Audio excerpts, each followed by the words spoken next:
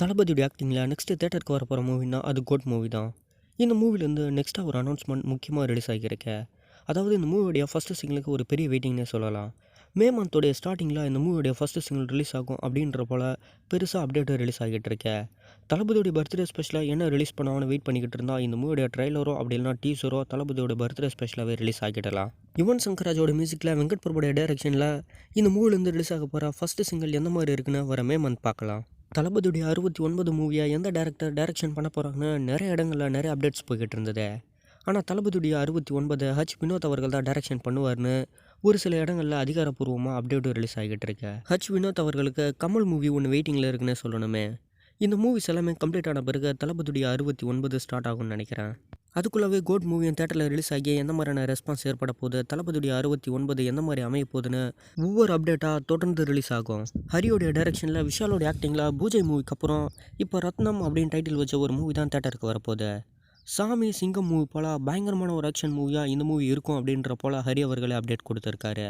Family கலந்த ஒரு நல்ல வில்லேஜ் என்டர்டைன்மெண்ட் மூவி தான் ஹரி இது வரைக்குமே டைரக்ஷன் பண்ணிக்கிட்டு வராரு.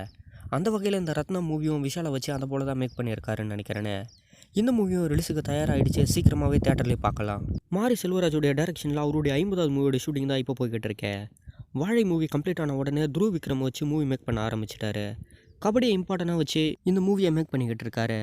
துருவ் விக்ரம் அவர்களுக்கு இந்த மூவி ஒரு பெரிய பாசிட்டிவான ரெஸ்பான்ஸ் ஏற்படுத்தலாம். இது மட்டும் இல்லாமல் அனுபவம் அவர்கள் இந்த மூவியில் ஜாயினிங் ஆகியிருக்கிறதா அப்டேட் ரிலீஸ் பண்ணியிருக்காரு. மானத்தின் கணேஷோடைய வாழ்க்கை வரலாறை இம்பார்ட்டனாக வச்சு தான் இந்த மூவி மேக் பண்ணிக்கிட்டு இருக்காங்களே. ஒரு நல்ல கபடி வீரர்னு சொல்லலாம். அவருடைய லைஃப்பில் நடந்த கபடி சம்பவங்கள் மட்டும் இல்லாமல் மாரி செல்வராஜுடைய ஸ்க்ரீன் பிளே மாடலையும் வச்சு தான் இந்த மூவி மேக் ஆகிட்டு இருக்கு. மாரி செல்வராஜுடைய டைரக்ஷனில் அவருடைய 4வது மூவியும் வாழை மூவி தேட்டருக்கு ரெடி ஆகிடுச்சு. கண்டிப்பாக துருவ் விக்ரமோடைய ஆக்டிங்கில் தயாராகிட்டு இருக்கா இந்த மூவி ஒரு பெரிய ரெஸ்பான்ஸ் ஏற்படுத்தும்னு நினைக்கிறேன். ஏஆர் முருகதாஸுடைய டைரக்ஷனில் சல்மான் கான் அவர்கள் கஜினியோடைய ஹிந்தி ரீமேக் வெர்ஷனில் ஆக்டிங் பண்ணியிருப்பார். இப்போ தொடர்ந்து இவங்க 2 பேருமே நியூவாக ஒரு மூவியில் இணைய போகிறதா அப்டேட் ரிலீஸ் ஆகிட்டு இருக்கு. சாஜித் நலியத் வாலாவுடைய ப்ரொடக்ஷனில் தான் இந்த மூவி தயாராக போகுது. ஏஆர் முருகதாஸுடைய டைரக்ஷனில் வர மூவிஸ் எல்லாமே ஒரு பெரிய ரெஸ்பான்ஸாக இருக்கும். அதுவும் சல்மான் கானுடைய ஆக்டிங்கில் இந்த மூவியை ரொம்ப பெருசாக எதிர்பார்க்கலாம். 2025 தீபாவளி டைமில் இந்த மூவி தேட்டருக்கு வரதையும் கன்ஃபார்ம் பண்ணியிருக்காங்களே. ராஜமௌலியுடைய டைரக்ஷனில் நெக்ஸ்ட் தயாராக போகிற மூவினா அது SSMB 29 மூவி தான். மகேஷ் பாபுடைய 29வது மூவியை தான் ராஜமௌலி அவர்கள் நெக்ஸ்ட்டு டைரக்ஷன் பண்ண போகிறாரு. ஒரு பெரிய பட்ஜெட்டில் இந்த மூவி தயாராக போகிறதுனால இந்த மூவியோட எக்ஸ்பெக்டேஷன் ரொம்ப அதிகமாக இருக்குன்னு சொல்லணுமே. ஒரு மிகப்பெரிய வரலாற்று சம்பவத்தை தான் இந்த மூவியை மேக் பண்ண போகிறதா அப்டேட் ரிலீஸ் பண்ணியிருக்காங்க. இதுக்கு முன்னாடி மகேஷ் பாபு அவர்களுடைய மூவிஸ் எல்லாமே ஓரளவு நல்ல ரெஸ்பான்ஸ் தான் ஏற்படுத்திக்கிட்டு வருது. ஆனால் இந்த SSMB 29 கண்டிப்பாக ஒரு பெரிய ரெஸ்பான்ஸ் ஏற்படுத்தணும். ராஜமௌலியுடைய டைரக்ஷன் அப்படின்றதுனால இதனுடைய வரவேற்பும் ரொம்ப அதிகமாக இருக்குன்னு சொல்லணுமே. தெலுங்கு இண்டஸ்ட்ரியோடைய டாப் ஆக்டரில் இப்போ மகேஷ் பாபு அவர்கள் தான் இருக்கார். இந்தியாவிலேயே ரொம்ப முக்கியமான இடத்துல தான் ராஜமௌலி அவர்கள் இருக்கார்.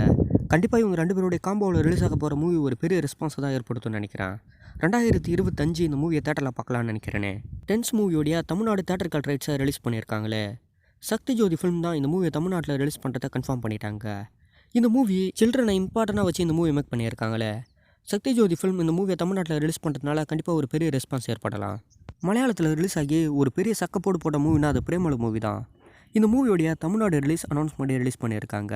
மார்ச் 15 அன்றைக்கி தமிழ்நாட்டிலே இந்த மூவி ரிலீஸ் ஆகிறத கன்ஃபார்ம் பண்ணிட்டாங்களே. ரெட் ஜெயண்ட் மூவிஸ் தான் இந்த மூவி ரிலீஸ் பண்ணுறது கன்ஃபார்ம் பண்ணியிருக்காங்க. லவ் ஸ்டோரி கலந்த பயங்கரமான ஒரு நல்ல என்டர்டைன்மெண்ட் ஸ்டோரி தான் இந்த பிரேமலு மூவியை.